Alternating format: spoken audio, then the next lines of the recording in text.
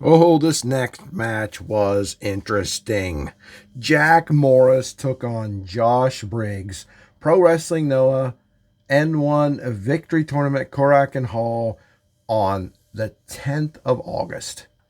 This was the semi-main event and definitely worth it. This was a sort of a big man versus little man matchup, but Jack Morris isn't a little man. So big man versus medium man, I don't know.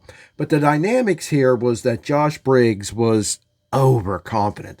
So overconfident. He spent a quarter of this match jaw-jacking Jack Morris. I mean, he just telling him to bring the F on, just telling him, oh, they love you here, do they? Taunting the crowd, taunting Morris, just moving like the giant he's been used and booked as in pro wrestling Noah so far.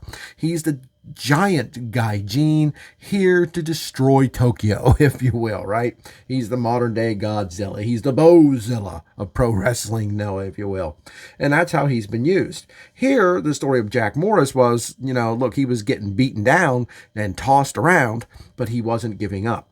Jack Morris is the man. Jack Morris, to me, is going to the top of the wrestling world eventually. He definitely is headed to the top of Noah if he sticks around a long time, or not even a long time, for a little bit longer. I think he's a future GHC heavyweight champion. I think he's going to hold every title in Noah. I think he's that damn good, and he's only getting better. Again, Briggs is being used as, the monster, the guy who's just coming in and breezing through this tournament, or seemingly, right? That's how they're presenting it. Who's going to bring this big guy Gene from the WWE NXT down?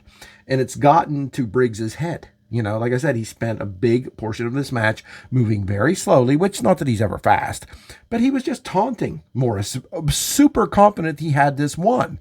And numerous times looked like he did. I mean, he hit a move outside the ring where he picked Morris up, threw him into the ring ropes on the outside of the ring, off the apron into the ring ropes, and he bounded back into a giant clothesline from Briggs, and it just looked like it killed Jack Morris. If we want to give Jack Morris credit for anything, he helped make Briggs look like a world beater. I mean, what do you think about Briggs's gear? He comes in with that vest on with the little skull sitting on the shoulder. I don't know. It sort of looks like a ripoff of the Wyatt Six gear to me. No big deal, but I didn't love that look. Just his entrance gear, though. But again, this was just Briggs looking like he had this one, but because he was acting like he had it one, it cost him, and he goes down to Jack Morris. And somewhat of an upset. I mean, it's hard to call it an upset because Morris, his debut match in Noah, last year, or the year before, I forget, just a short time ago, he defeated Kaito Kiyomiya, the current GHC heavyweight champion. So Jack Morris is no underdog. But here, it looked like he was. Here, it looked like he was going to be another victim.